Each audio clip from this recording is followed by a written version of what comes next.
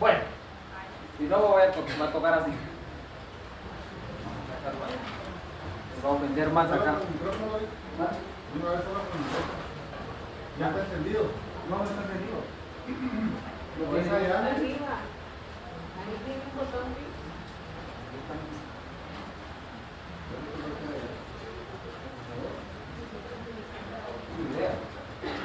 Bueno, así me meto entre las filas, no se preocupen. Porque no somos dioses para estar aquí arriba. Entonces, si me meto entre las filas y de repente miro a alguien durmiendo, lo despierto. No es broma. Muy buenas tardes. Es el curso de Derecho Mercantil 3, Obligaciones y Contratos Mercantiles. Este curso es un siguiente a los mercantiles, tanto 1 como 2 que han llevado ustedes. Tienen relevancia importante. ¿Por qué? Cuando llevaron Derecho Mercantil 1, vieron que el Derecho Mercantil es aquella parte de la ciencia del derecho que va a estudiar las instituciones, las doctrinas y las normas jurídicas que van a regular al comerciante, su actividad profesional, va a regular el quehacer del comerciante, los actos mercantiles, va a regular las obligaciones que tiene el comerciante para con el Estado y hacia los particulares, y el comerciante como tal va a realizar actos mercantiles. Y recordémonos que el derecho mercantil van a existir relaciones.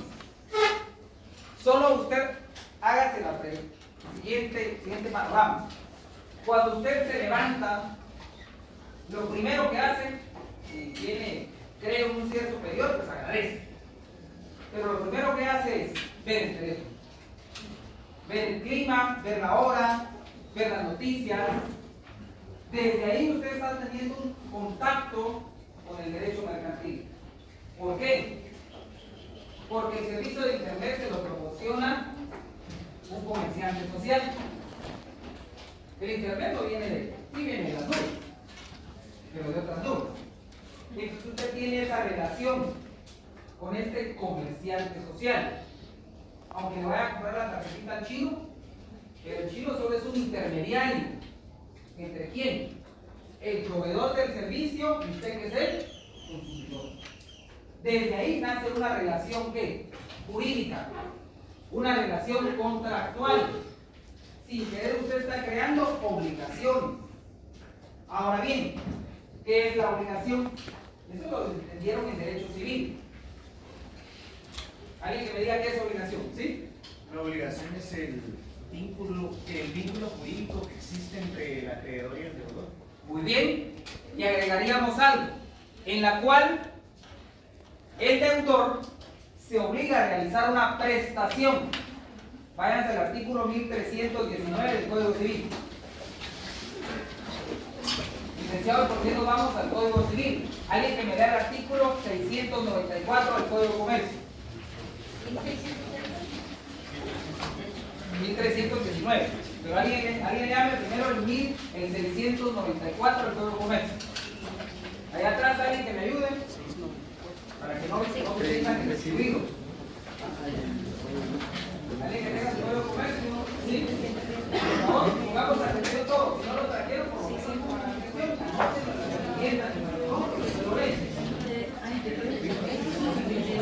Norma supletoria. Por favor.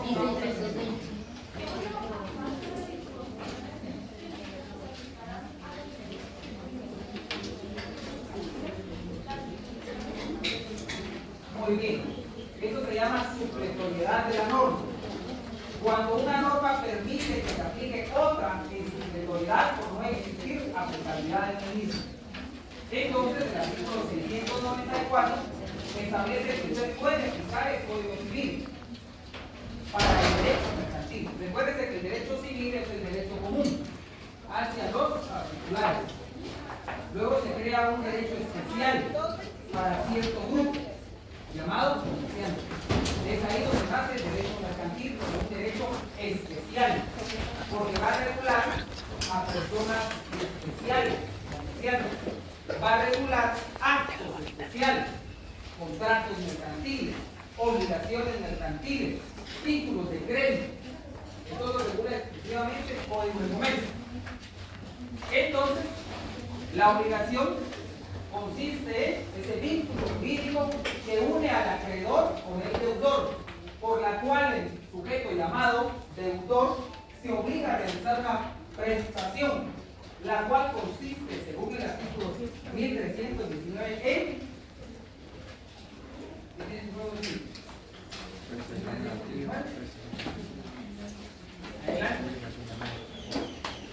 Léame, por favor. Toda obligación resultante de un acto o una declaración de voluntad consiste en dar, hacer o no hacer alguna cosa. En eso se obliga a usted cuando adquiere una deuda, por ejemplo. Cuando adquiere una obligación dependiendo del foro en el que se encuentre usted. Se recuerda que existe reos debentes y reos credentes. Sujeto activo, sujeto pasivo de una obligación. Dependiendo del foro en el que se encuentre, usted puede ser el acreedor como el deudor.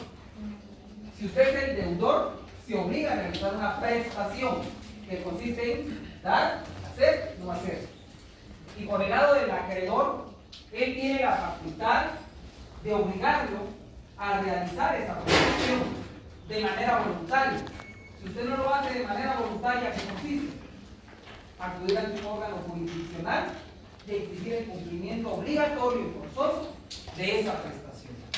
Entonces, nosotros lo que vamos a ver es la teoría general de las obligaciones y los contratos mercantiles. Ahora, ¿cómo sé cuando estoy en un contrato civil y no en un contrato mercantil? ¿Quiénes son los sujetos en el derecho mercantil? Los comerciantes. Porque quien realiza los actos de comercio es el comerciante. ¿Qué significa? Si en una relación jurídica, ese vínculo jurídico, se encuentra un comerciante y un particular y contraen obligaciones relativas al acto de comercio que puede hacer el comerciante, esa obligación tiene carácter de obligación mercantil. Mercantil. Siempre que en una relación jurídica esté el comerciante en el lado activo de la relación, se sobreentiende que todas las obligaciones que nazcan son obligaciones de carácter mercantil. Por eso, si usted hace un contrato de arrendamiento entre particulares, esa es una relación civil, porque hay particulares. Ahora bien, usted contrata con una inmobiliaria. ¿Esa relación qué será? En sus obligaciones, ¿civil o mercantil? Una inmobiliaria. ¿La inmobiliaria qué es? Un comerciante social. Aunque usted haga contratos de arrendamiento con una inmobiliaria, pero si su objeto ya llevaron derecho societario, por lo menos el objeto social ya saben a qué se refiere. Cuando se constituye una sociedad, la sociedad va a realizar un objeto, un acto mercantil. Si dentro de los actos mercantiles que está realizando el comerciante conllevan las contrataciones que él puede hacer, ahí se están creando obligaciones mercantiles. Ese debe ser el punto de partida para entender cuándo es una obligación civil y cuándo es una obligación mercantil. Porque si usted, por ejemplo, imaginémonos con el compañero, yo realizo un contrato de compraventa de vehículos, los dos somos particulares, nacieron vínculos jurídicos obligacionales, Solo que esas obligaciones en sus características son obligaciones civiles o mercantiles. Civiles, porque somos particulares. Vengo con el compañero. Él es el representante legal o el dependiente. ¿Saben quién es el dependiente o factor, verdad? Ya los auxiliares de los comerciantes más o menos no se me pierden. El factor es el gerente. Se le denomina factor o gerente. El dependiente es el que le atiende a usted. Porque usted va, mire, quiero probarme esa camisa, quiero probarme ese pantalón. Ese es el dependiente. El chino que le vende la ley, la muchacha que le vende la ley, ella es la dependiente. Y si quiere ver la gerente, la que administra. Entonces, vengo con el compañero que es el representante legal de una concesionaria. Hago un contrato de compraventa de vehículos. Esas obligaciones que van a nacer ahí son obligaciones con características civiles o mercantiles. Porque estoy contratando ¿con quién? Con un comerciante a través de su representante. Ahora bien, dejemos vehículos. Me voy con la compañera que tiene su empresa individual, que se dedica a la pastelería.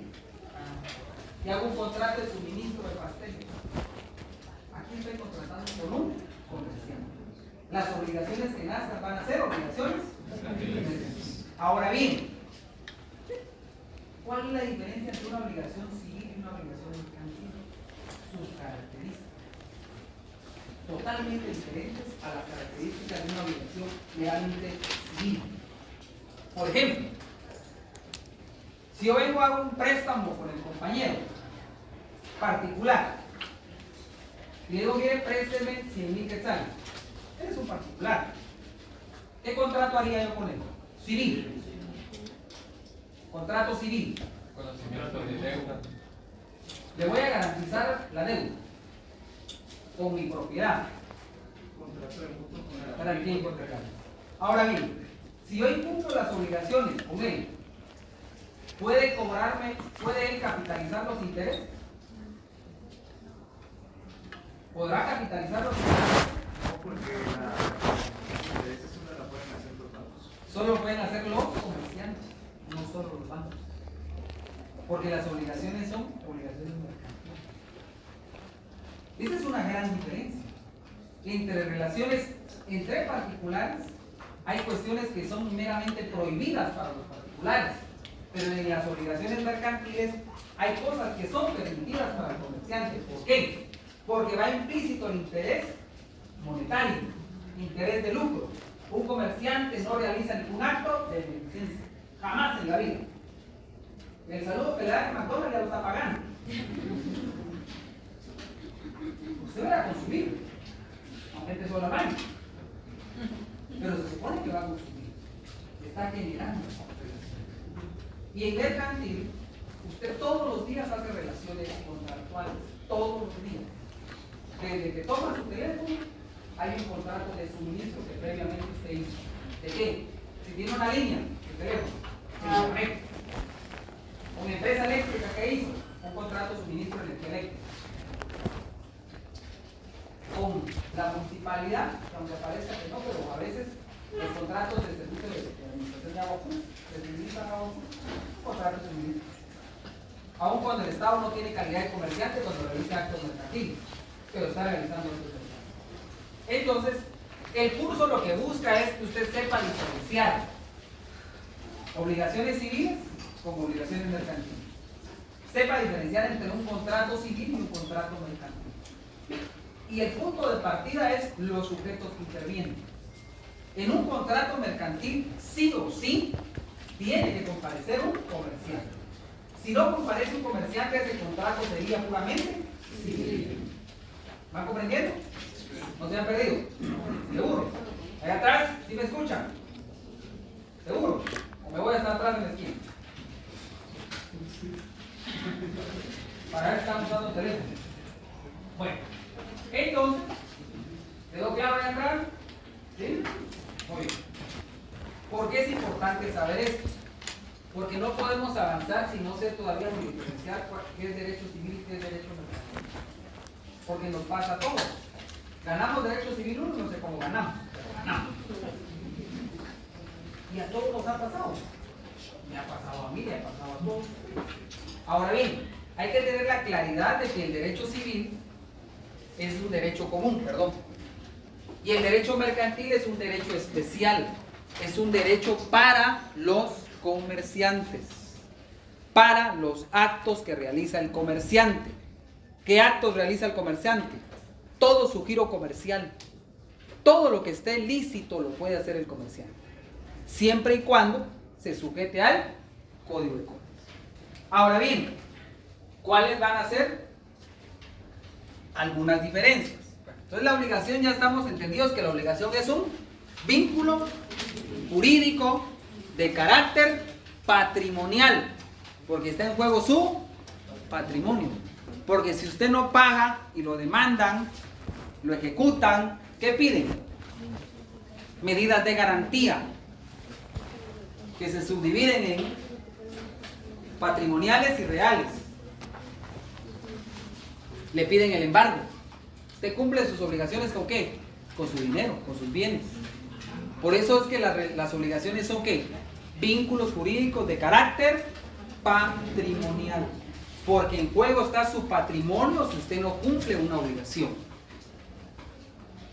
Luego tenemos el contrato. Para entender el contrato hay que entender algo que se denomina negocio jurídico. Si no entiendo el negocio jurídico, me va a causar cierta confusión el contrato. Alguien que me diga qué es el negocio jurídico. Es una declaración de voluntad con el objeto de modificar, extinguir o crear una obligación.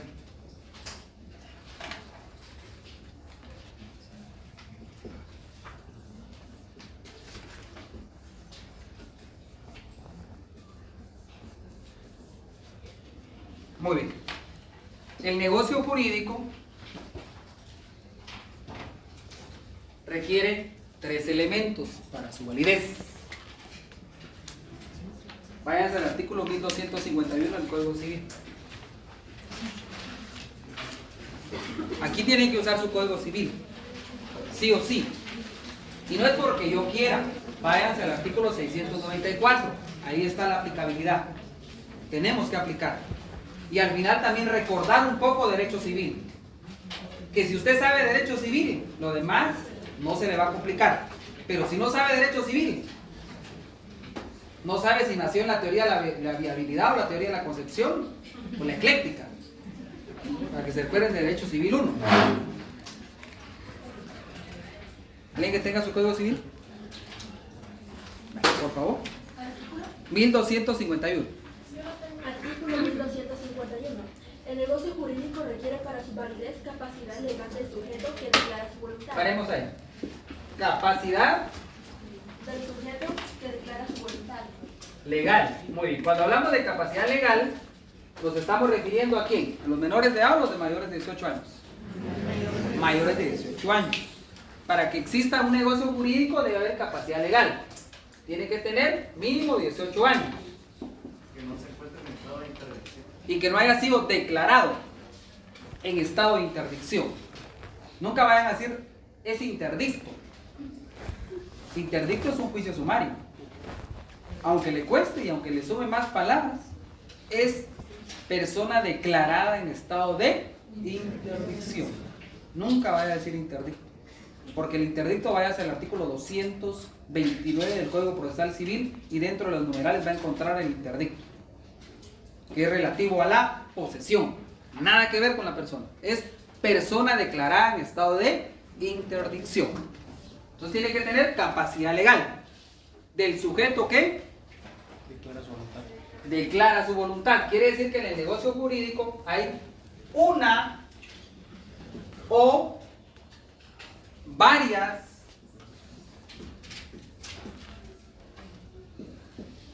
declaraciones de voluntad. No se duerman. Le dicen al compañero de la par, jálele el pelo o haga algo para que no se duerma. ¿Sí me escuchan allá atrás? ¿Seguros? Muy bien. Si no, le ponemos más volumen. Sigamos leyendo, por favor. Compañera, como diría el de carretera Salvador, yuju. Para que se vea. Consentimiento que no adolezca de vicio. Consentimiento que no adolezca de vicio. Tiene que haber consentimiento. ¿Y qué es el consentimiento? Es la manifestación de voluntad. Cuando usted en la computadora contrata en línea y le da acepto, ¿qué está haciendo usted ahí? Dando su... ¿Qué está haciendo? Declarando voluntad. Porque tiene capacidad. Le preguntan, ¿es mayor de 18 años? Sí. Dele clic. Ahí va. Ya empezamos a reunir los requisitos. Y el último. Y objeto lícito. Objeto lícito.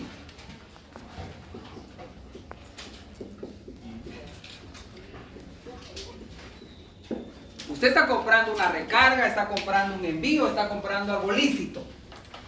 Ahora, si está comprando polvo blanco, que no es harina, por cargo, eso no es lícito. Ahí, ¿qué pasa? No se reúnen. ¿Qué pasaría si yo compro algo ilícito? ¿Se reúnen los elementos de un negocio jurídico?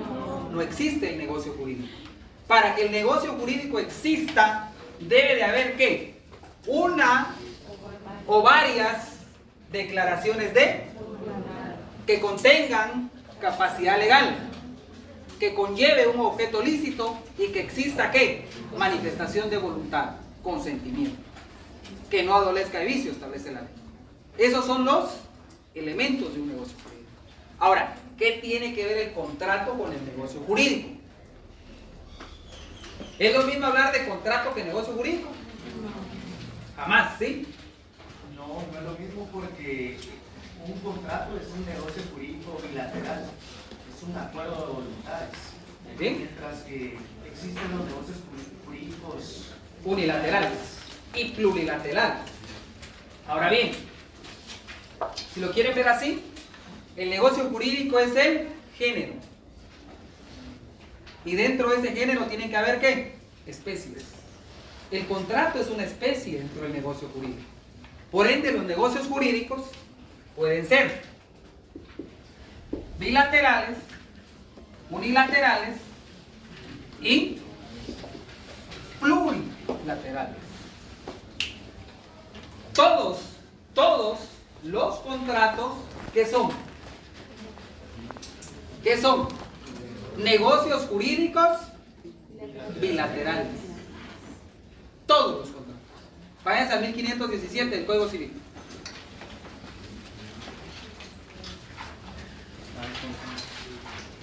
Lean.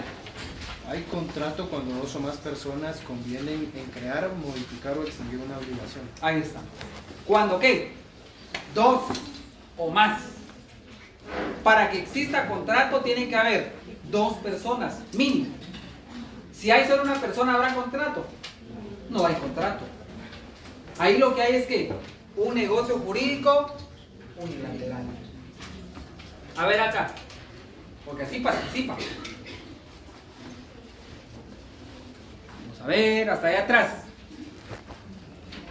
Compañerita de lentes de esta fila. ¿Sí me ve? No, la compañerita de acá. Hola, sí me ve. Ya llevaron jurisdicción voluntaria, creo yo, ¿verdad? Sí, no me digan que no porque sí. Hay un proceso en jurisdicción voluntaria que le da dolor de cabeza a uno, que tiene sus fases notariales, administrativas y registrales. ¿Es el proceso qué? Sucesorio, ese se les quedó. Ahora, el proceso sucesorio, ¿cómo puede ser? Intestado y testamentario. Ahora, ¿el testamento qué es? ¿El testamento qué es? Pongan atención acá. ¿El testamento qué es? Una declaración. ¿Es un negocio jurídico qué? Unilateral. ¿Por qué? ¿Hubo capacidad legal del testador? Sí. Porque el notario da fe de la capacidad volitiva. Hasta le pregunta, mire qué día es hoy, qué horas tiene, cuántos años tiene, lo interroga. No va a hacerle testamento uno que llegue así. ¿Por qué? Porque entonces no tiene capacidad legal, si está declarado un estado de interdicción. Si no firmó su testamento, no hubo consentimiento. ¿Cómo manifiesta usted consentimiento? La firma. La firma. O la impresión dactilar. Huella no. Les voy a decir como decía mi maestro de notariado. Para el descanso. Espero no ofender. Si habían coyotes en esa. Él decía lo siguiente: huella solo tienen los animales. Es impresión dactilar. Dactilar. No huella. Huella solo dejan los animales. O cuando usted dice, hay una palabrita. Ponen, creo que es. Ponen las gallinas, decía él. Se coloca, se consigna. Vamos a poner, vamos a consignar la terminología. Porque hasta eso. Bueno, entonces, ¿por qué es importante esto? Porque los negocios jurídicos, hay negocios jurídicos mercantiles. ¿Y cuáles son los negocios jurídicos mercantiles? Los contratos mercantiles. Son negocios jurídicos bilaterales. Siempre que usted vea un contrato, es un negocio jurídico. ¿Por qué?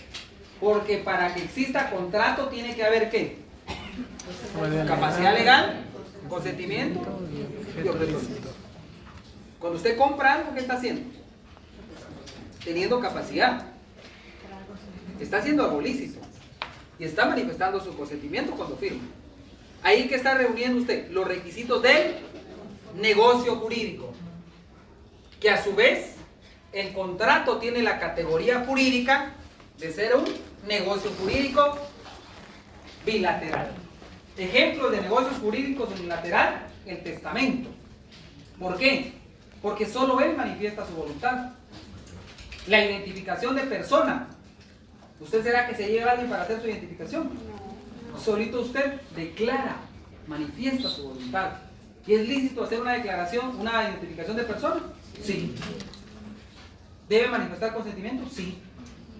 Cuando usted elabora un cheque, que se recordarán de los títulos de crédito, ¿tiene que tener alguien a la par para hacer el cheque? No. ¿Qué hace usted ahí?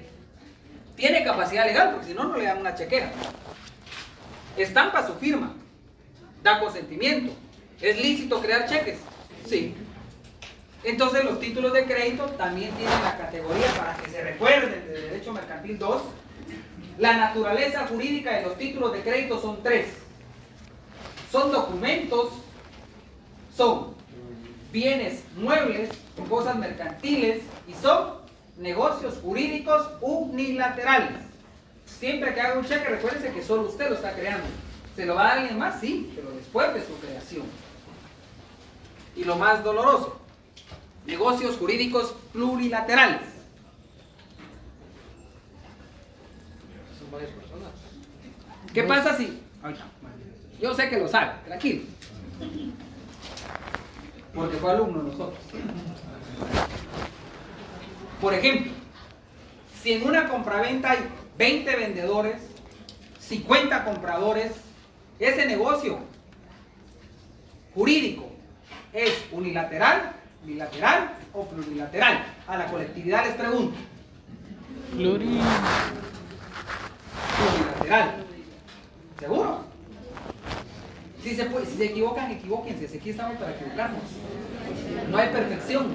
Solo el ser divino tiene perfección. Nosotros somos imperfectos. Ahora, sigue siendo un contrato bilateral. ¿Por qué?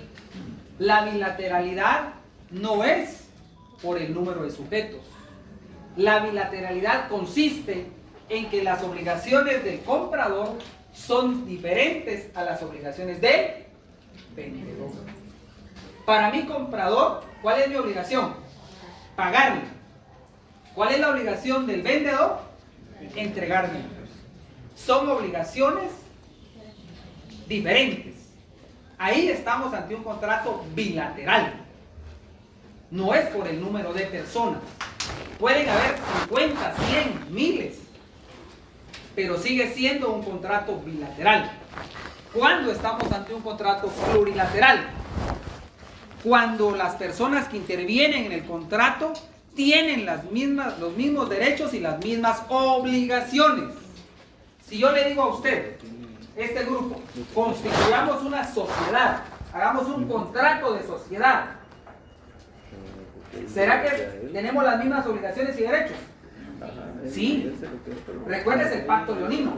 ¿O no se recuerda el pacto leonino? No podemos hacer una sociedad en la cual la compañera no reciba retribuciones, utilidades. Los mismos derechos y obligaciones para todos. Ahí estamos en un contrato plurilateral. En un contrato plurilateral es cuando las mismas obligaciones y derechos son para las partes que intervienen en el contrato. A veces cuesta comprenderlo, pero poco a poco hay que estudiar un poquito. ¿Comprendieron ahí? ¿Seguros? ¿Allá atrás? Sí. Y en el examen a ver cómo pone. Es cuando hay 40, van a ver. ¿Sí? Plurilateral. Plurilateral. Les decía, un contrato plurilateral es aquel contrato en el cual los mismos derechos y las mismas obligaciones, sin contraponerse unas con las otras, se dan dentro de la relación contractual. Significa que son mismos derechos y obligaciones para ambas partes. Ahí estamos ante un contrato plurilateral, no es por el número de sujetos. Si fuera por el número de sujetos, sigue siendo bilateral. Si fuera diferente su obligación, es directo. Cuando son obligaciones diferentes, es contrato bilateral. Bilateral. ¿Estamos ahí? ¿Seguro? Luego me examen ponen ahí. Cuando hay varias partes. Traten de tener eso. Ahora, ejemplos de contratos bilaterales. La sociedad. El contrato de sociedad es un contrato plurilateral. Sociedad civil o sociedad mercantil. ¿Estamos bien? Bueno. Entonces, los contratos son negocios jurídicos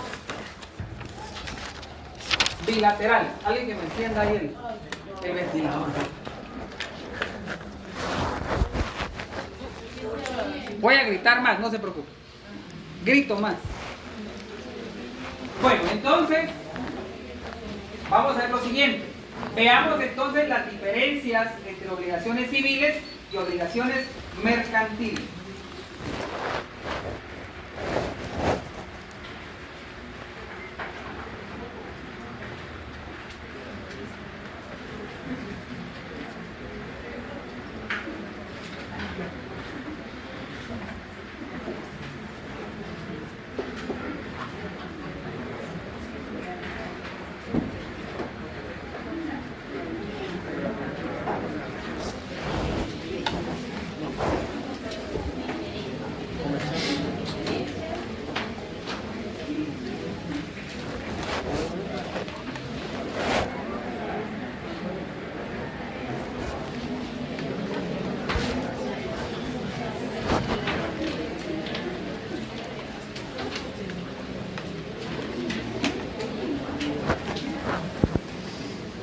Por favor, nos ubicamos en el libro cuarto del Código de Comercio.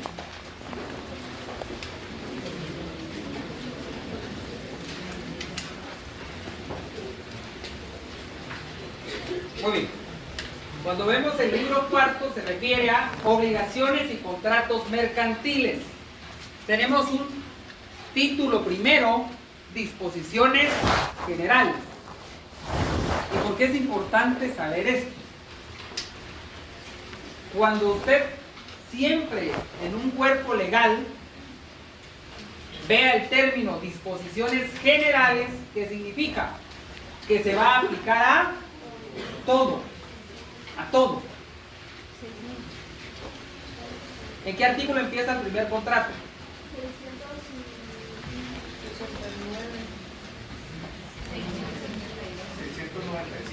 695. ¿Qué significa? Los artículos anteriores anteriores al 695, ¿qué tenemos ahí?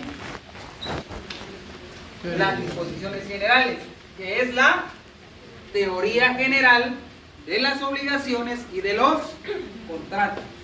Entonces, la teoría general la encontramos a partir de qué artículo? 600. ¿Cuál?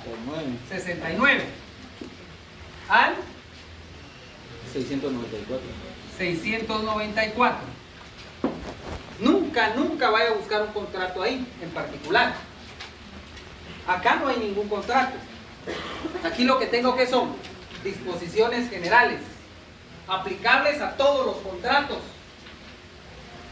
que empiezan a partir del 695. Entonces, para poder saber esos contratos, interpretar esos contratos, comprender esos contratos, ¿qué tengo que saber? La teoría general. Porque entonces sé cuándo es aplicable cierta característica. ¿Por qué se aplica esa característica en los contratos? Nunca lo vayan a buscar acá, nunca un contrato. Aquí disposiciones generales. ¿Se recuerda cuando vieron teoría general de los títulos de crédito? ¿Sí lo vieron, verdad? Allá atrás. Bueno, la teoría general de los títulos de crédito inicia ¿dónde? 385 al 440. Todo eso es teoría general de los títulos. 441, ¿qué inicia? Letra de cambio, primer título de crédito. Pero para entender los 13 títulos de crédito, tengo que saber la teoría general de los títulos de crédito. Si no, no sé ni qué es una letra de cambio, ni cómo diferenciar las formas de vencimiento, libramiento y vencimiento. Y ando perdido a propio cargo, a propia orden, a cargo de un tercero, y no le atino. ¿Por qué? Porque no aprendí teoría. Por eso es importante la teoría general. Y veamos entonces, artículo 669, principios filosóficos que inspiran la contratación y por ende las obligaciones mercantiles. ¿Cuál es la fuente por excelencia, de las obligaciones? ¿Cuál es la fuente por excelencia de las obligaciones? Los contratos. Ahí se recuerdan de derecho civil. Vaya a desempolvar su código civil. Entonces, ¿cómo se deben de interpretar las obligaciones que nacen de un contrato? Basado en los principios filosóficos. Aun cuando la técnica legislativa establece que no debe de insertarse en los cuerpos legales, principios. No se deben de regular principios en las normas jurídicas. Sin embargo, el legislador consideró que era importante el saber por qué es que la contratación y las obligaciones mercantiles son diferentes a las obligaciones civiles. Y es ahí donde insertan los principios filosóficos. Principios que inspiran la contratación, que son dos.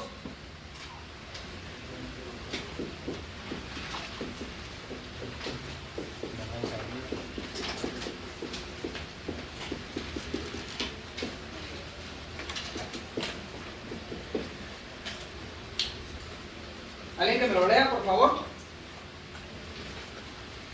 ¿Allá atrás? ¿Allá atrás alguien? Pero léamelo completo. Sí, no solo el pedacito. Principios filosóficos. Las obligaciones Páreme ahí. mercantiles. Pare algo. Les voy a dar un tip de cómo leer. No es porque no sepan leer. No es porque no sepan leer. Aclaro de una vez. Pero, ¿qué sucede? Todo en la vida tiene un origen. Y para comprender una institución, para comprender de qué estoy hablando, tengo que saber de qué institución me está regulando la ley.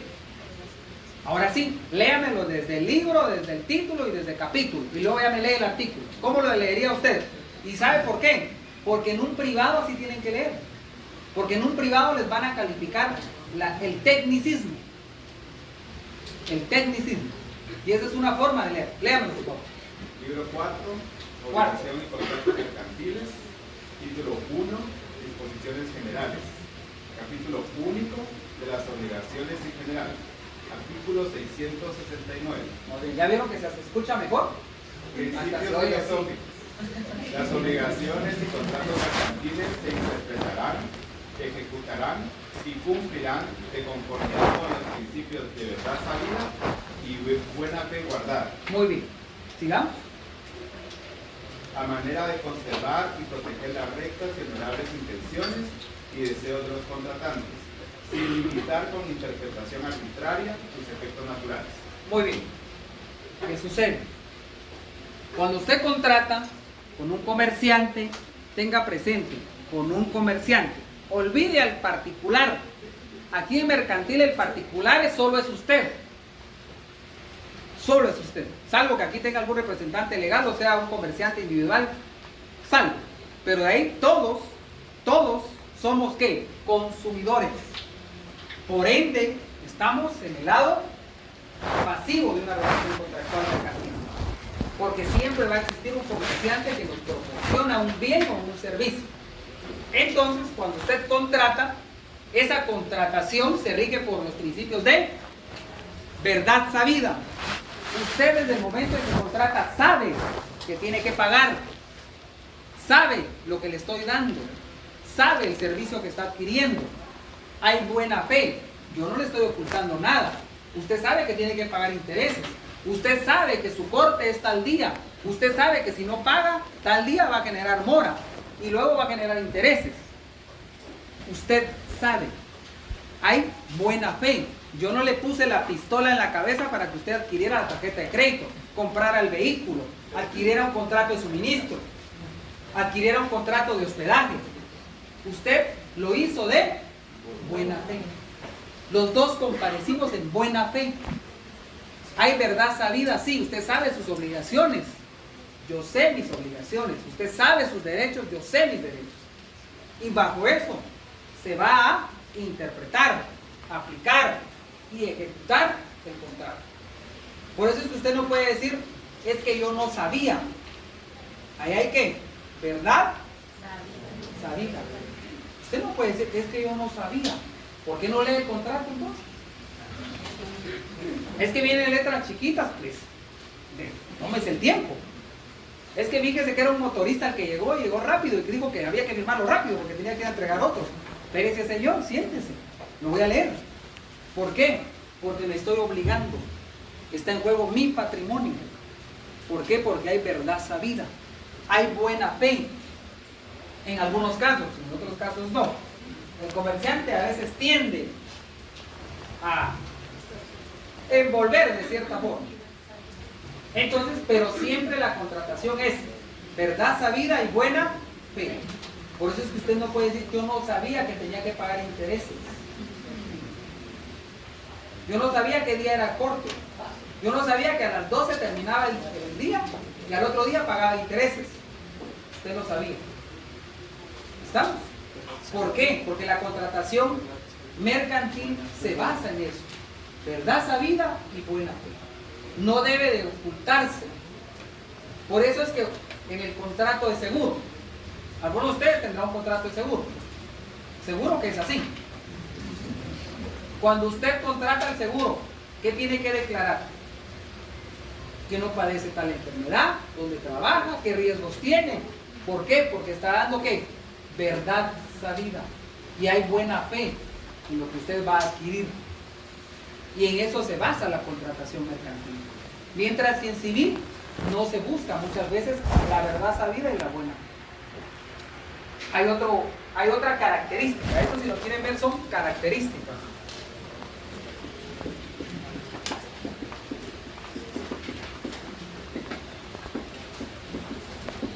De las obligaciones.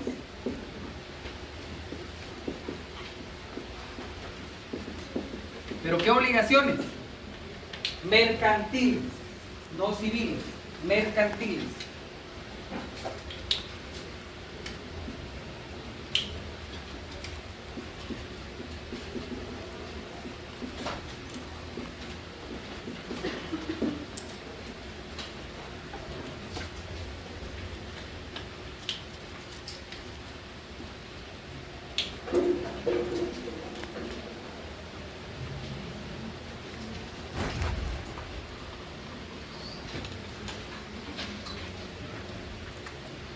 Veamos el artículo 674. Ahí tenemos otra característica.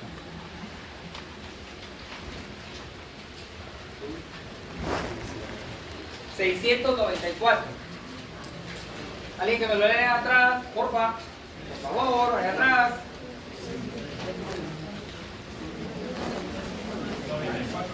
674. 674. No les voy a decir 674, no es dirección. 674. Alguien que me lo lea. Sí, compañera, léelo. Mire, al final usted va a leer ante un juez. Cuando estén, es que vean, ustedes no lo hacen porque les da miedo, les da pena. Pero cuando el juez le diga, se le concede la palabra al abogado de la parte actora, el abogado de la parte demandada, ¿y usted? Va a ir más nervioso que el cliente. El cliente sabe qué le va a decir. Tranquilo, licenciado o licenciada, vamos a salir bien. Parece un chiste, pero es así. ¿Por qué? Porque en las aulas universitarias parece que como que les pusieron un mástil. Hablan lo que no tienen que hablar y a la hora que no tienen que hablar. Pero cuando tienen que hablar, no hablan. Entrénense. Miren, es que, vean, ustedes van a un mundo competitivo. No se van a ir a encerrar. Salvo que usted sea funcionario empleado público, con todo respeto, que no vaya a querer salir nunca de esa ventanilla donde está o de ese archivo. Creo que no quieren estar así, si no, no estuvieran acá. Van a ir a un mundo competitivo, un mundo de interrelaciones. Interrelaciones. No va a estar usted hablando a señas. Tiene que relacionarse, tiene que hablar. En el privado va a hablar 3 horas. 3 horas. 1 hora de mercantil, 1 hora de civil y 1 hora de notariado. Y ahí es donde usted hubiera agradecido hablar acá. Entonces participe, pierda el miedo, aunque le tiemble la voz cuando esté leyendo el artículo, pero ¿qué? Ignore a los demás. ¿Estamos? Bueno, ahora sí, a veces así se motivan o se tiran del puente, pero algo hacen. Ahí estamos, eso, así, no me lo vayan.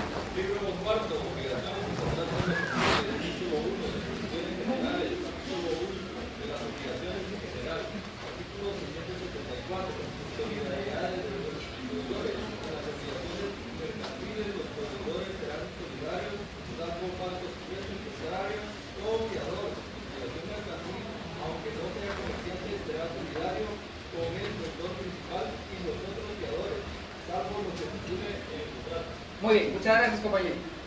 ¿Qué sucede? Si yo les digo la palabra obligaciones mancomunadas y solidarias, ¿quiénes vienen a la mente? En el lado ¿qué? Pasivo, hay varios ¿qué? Deudores. ¿Qué sucede con ellos? En cuanto a la obligación es mancomunada y solidaria. ¿Qué sucede? Los 10 estamos obligados. Nada que doy una parte y das otra parte. Es solidario. Todos debemos de la misma cantidad. Ahora bien, en el mundo del derecho mercantil se presume, si en el contrato hay varias personas, se presume que son ¿qué? Codeudores solidarios. En mercantil, ¿qué pasa en civil? ¿Será igual? Vayámonos al artículo 1353.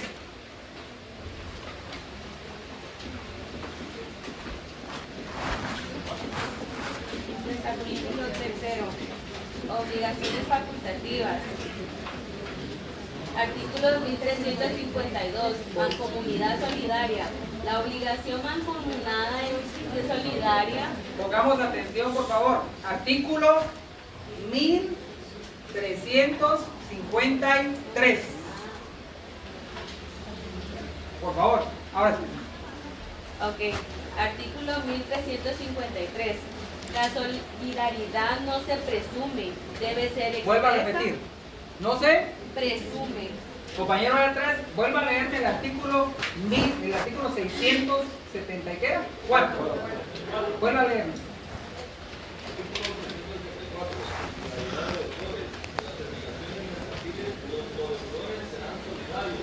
Se presume. Ahí estamos. La solidaridad en mercantil, ¿qué? Se presume. No necesita declaración. No necesita que las partes hayan dicho, mire, yo me obligo como proveedor, yo voy a ser el fiador. A diferencia en un contrato civil. ¿Qué sucede en civil?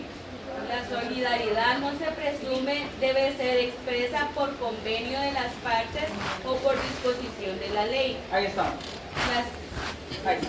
Haremos eso. Solo con esa parte. Yo lo leen, ustedes lo levantan. Entonces aquí tenemos una diferencia. ¿Qué sucede? La solidaridad en civil no se presume, debe estar expresa. ¿Expresa qué significa? Cuando usted le dicen aceptación tácita y aceptación expresa, ¿cuál es la diferencia? La tácita solo con que usted diga, o solo con que reciba, aceptó. ¿La expresa qué? Espéreme, voy a firmar. ¿Aceptación qué? Expresa. ¿Pero qué sucede en mercantil?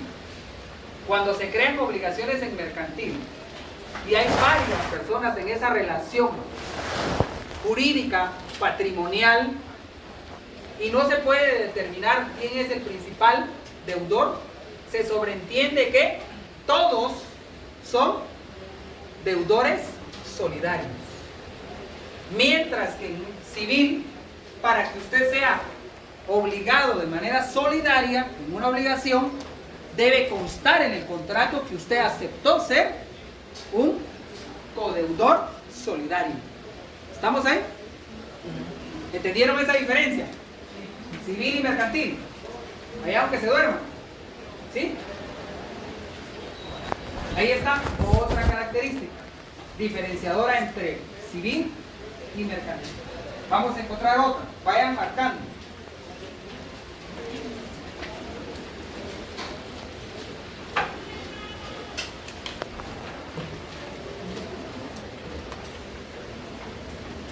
Artículo 675.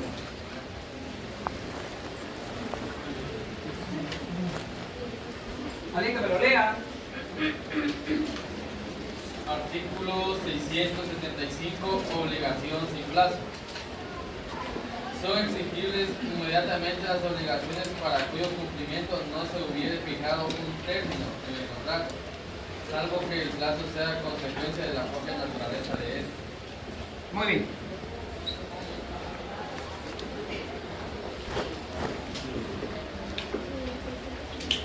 Cuando estamos hablando de las obligaciones puras, son aquellas obligaciones que no están sujetas a plazo ni a condición. Eso se refiere a obligación pura. Cuando usted le dicen la obligación es pura, ¿qué significa?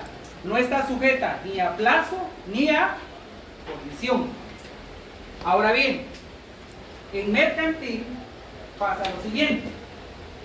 Las obligaciones puras, si no se determina un plazo, son exigibles en cualquier momento. En cualquier momento puede exigirse, si no determinamos un plazo. Por ejemplo, yo hago un préstamo con un banco. No determinamos el plazo para que yo le pague. Es una obligación pura.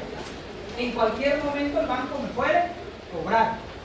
Ahora bien, yo hago un contrato de préstamo con un particular. No colocamos plazo para el vencimiento de esa obligación, para exigir la obligación. ¿Qué sucede en ese caso?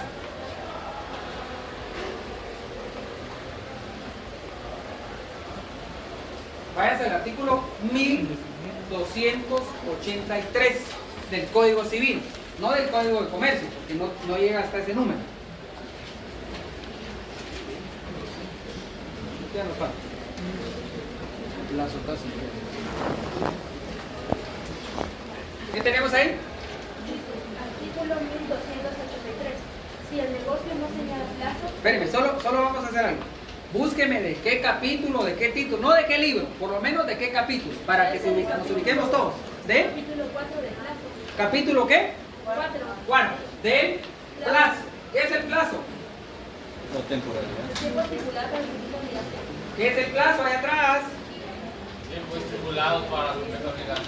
Es un acontecimiento futuro y cierto. Eso es el plazo. Un acontecimiento futuro y cierto. Va a llegar, porque va a llegar el día. A diferencia de la condición, es un acontecimiento futuro, pero incierto. Puede ser que se dé. Ese es el plazo. Entonces, ¿qué pasa en civil? Si con el compañero no colocamos un plazo para que él me exija la obligación, ¿qué puede pasar? Ahora sí. Si el negocio no señala plazo, pero de su naturaleza y circunstancias se deduce que ha querido concederse al deudor, el juez fijará su duración. ¿Quién lo fijará? El juez. El juez. En civil, si no hay un plazo en las obligaciones, ¿a dónde debo de acudir? A un juez para que fije el plazo. En una obligación mercantil, si no colocamos plazo, ¿qué sucede? En cualquier momento me lo pueden exigir. Y usted me va a decir, mire, pero yo soy particular, ¿por qué me lo aplican a mí? ¿Por qué a mí me están aplicando el Código de Comercio si se supone que es solo para comerciantes? Alguien que me lea el artículo 5 del Código de Comercio.